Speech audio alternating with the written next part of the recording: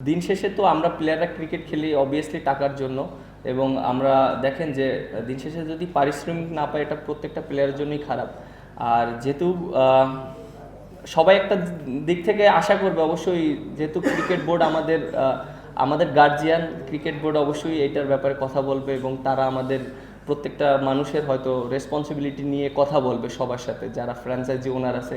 এবং সেই ক্ষেত্রে যদি প্রবলেম হয় সবাই হয়তো ক্রিকেট বোর্ড একটা ভালো একটা সলিউশন দিবে আমার কাছে মনে হয়। যে ম্যাচগুলো হেরেছি অনেক ক্লোজে যেয়ে হেরেছি, আপনি দেখেন 7 রান 8 রান 9 রান, মানে আমরা ওই রকম ক্লোজে যে ম্যাচ হেরেছি।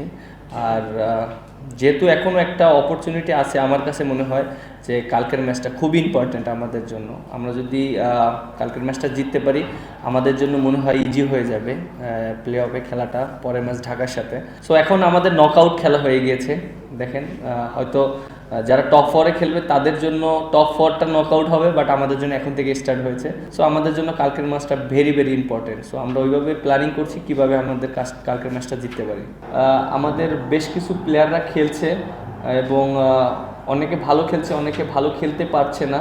বাট আমার কাছে মনে হয় যে আরও কিছু জায়গায় ভালো করতে হবে, কারণ কনফিডেন্টটা খুব ইম্পর্ট্যান্ট, আপনি যেটা বললেন। আর এই টুর্নামেন্ট যদি ভালো করতে পারে, ভালো শেষ করতে পারে, ভালো একটা রান করতে পারে, তাহলে চ্যাম্পিয়ন্স ট্রফি যাওয়ার আগে একটা ভালো কনফিডেন্ট থাকবে প্রত্যেকটা প্লেয়ারের। দুই রকম কন্ডিশন। আপনি দেখেন যে দুবাইতে আমরা যেখানে খেলেছিলাম, আপনি যেটা বললেন যে আমরা 18 সালে ফাইনাল খেলেছিলাম ইন্ডিয়ার সাথে, ওইখানে একটু কন্ডিশনটা অন্যরকম, উইকেটটা অন্যরকম থাকে, ওয়েদারটা একটু হট থাকবে। আর উইকেটটা অনেক সময় বোলিংও অ্যাডভান্টেজ থাকে, ব্যাটিংও থাকে। বাট আমরা জানি ওইখানের কন্ডিশনটা কীরকম। সো আমাদের এটা একটা ভালো অ্যাডভান্টেজ থাকবে। আর যেটা বললেন রাহুল পিন্ডি, অবভিয়াসলি এটা আমাদের জন্য একটা বড় একটা অপরচুনিটি থাকবে এর জন্য, যেহেতু আমরা পাকিস্তানে 2টা টেস্ট ম্যাচ একই মাঠে খেলেছিলাম, আর ওই কন্ডিশনটা সম্পর্কে আমরা জানি ওইখানে উইকেটটা কীরকম আছে। সো এটা একটা ভালো একটা বাত্রি আপনার একটা দিবে, কনফিডেন্ট দেবে প্রত্যেকটা প্লেয়ারের, বিশেষ করে আমারও অনেক কনফিডেন্ট দিবে, কারণ যেহেতু আমি ম্যান অফ দ্য সিরিজ হয়েছিলাম ওইখানে। কারণ উইকেটটা অনেক ভালো থাকবে, অনেক চ্যালেঞ্জিং থাকবে বোলারদের জন্য। সো অবশ্য আমরা বোলাররা ওইটা চিন্তা করবো যে কীভাবে আমরা ওখানে ভালো করতে পারি। অলরেডি 40% পেমেন্ট করে দিয়েছে।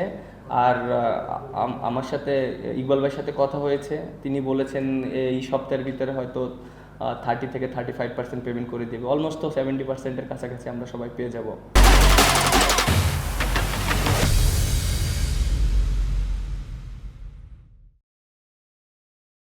না, অবশ্যই এটা খারাপ লাগছে। আর দিন শেষে তো আমরা প্লেয়াররা ক্রিকেট খেলি অবভিয়াসলি টাকার জন্য, এবং আমরা দেখেন যে দিন শেষে যদি পারিশ্রমিক না পায় এটা প্রত্যেকটা প্লেয়ারের জন্যই খারাপ।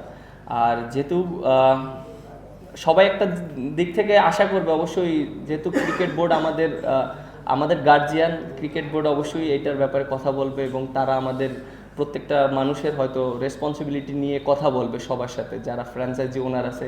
এবং সেই ক্ষেত্রে যদি প্রবলেম হয় সবাই হয়তো ক্রিকেট বোর্ড একটা ভালো একটা সলিউশন দিবে আমার কাছে মনে হয়।